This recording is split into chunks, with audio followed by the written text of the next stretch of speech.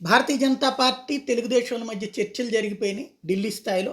ఆ చర్చల్లో ఒకటి ఫైనల్ అయిపోయింది. 6 పార్లమెంట్ స్థానాలు, 12 ఎమ్మెల్యే స్థానాలంటూ మన టీవీ9తో పాటుగా కొన్ని ఛానల్ బ్రేకింగ్ వేసింది. బ్రేకింగ్ని ఫాలో అప్. భారతీయ జనతా పార్టీకి సంబంధించిన రాష్ట్ర నాయకులు కూడా కాబోలు అవును అన్నటువంటి అవునేమో అని కూడా అనుమానించారు. తీరా చూస్తే వీళ్ళందరూ ఢిల్లీలో పెద్దలతో మాట్లాడారు. కొంతమంది ఢిల్లీ వెళ్ళి కలుసుకున్నారు. ఏంటంటే ఇట్లాంటప్పుడు మన వాళ్ళని కూడా పిలిస్తే బాగుండు. అసలు ఎవడొచ్చాడయా మా దగ్గరికి, ఎవరిని కలిసామయ్యా మేము, ఇదంతా మీ దగ్గర ప్రచారం జరిగితే దానికి మేమేట సమాధానం చెప్తాం. మేమైతే ఏ చర్చలు జరపలేదు. తెలుగుదేశంతో బీజేపీ అధిష్టానం ఈ రోజు వరకు ఎలాంటి చర్చలు జరపలేదు. ఇది బీజేపీ అధిష్టానం తేల్చెప్పింది. అంటే ఇదంతా ప్రచారం జరుగుతున్నటువంటి పొత్తు ఖరారైపోయింది అన్నటువంటి కాన్సెప్ట్. కానీ ఇదంతా కూడా బీజేపీలో ఉన్నటువంటి కొంతమంది తెలుగుదేశం అభిమానులు, కొంతమంది పదవులు కావాలనుకుంటున్న వాళ్ళు అయితే తాపత్రయపడుతున్న మాట వాస్తవం.